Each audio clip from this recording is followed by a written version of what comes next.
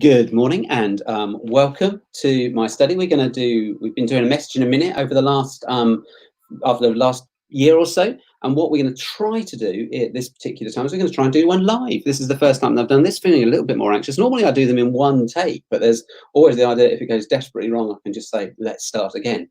But we'll see how we go. Only going to take just about a minute or so. So starting from now.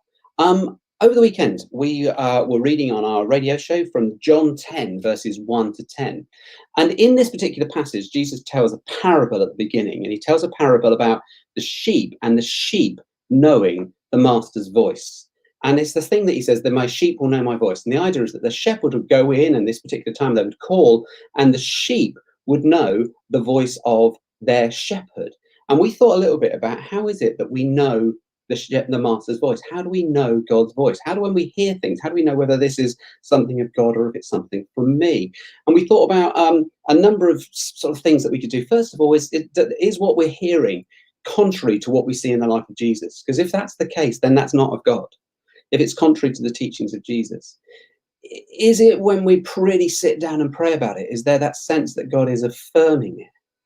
Do we look into the scriptures, and is what we're hearing consistent with the message of the love of God that we see in the scriptures? And then finally, another good way is sometimes to go to people whom we trust, going to people who we know and say, okay, I've been thinking this. Can you help me with this? Because particularly if we're thinking about making decisions and there's something to do with direction. But finally, perhaps I thought sometimes when we think about wanting to hear God's voice, we're thinking, oh, I want to know direction. And I was reading just something this week from an author called Dallas Willard. And he said perhaps the key to wanting to hear God's voice is not to know direction for each individual situation we find ourselves in, but rather hearing God's voice helps us develop character, helps us to develop a godly character. So I'll just leave you with that for this week. I'll be always interested, as always, in your thoughts and see what you think about our live message in a minute. Take care. God bless.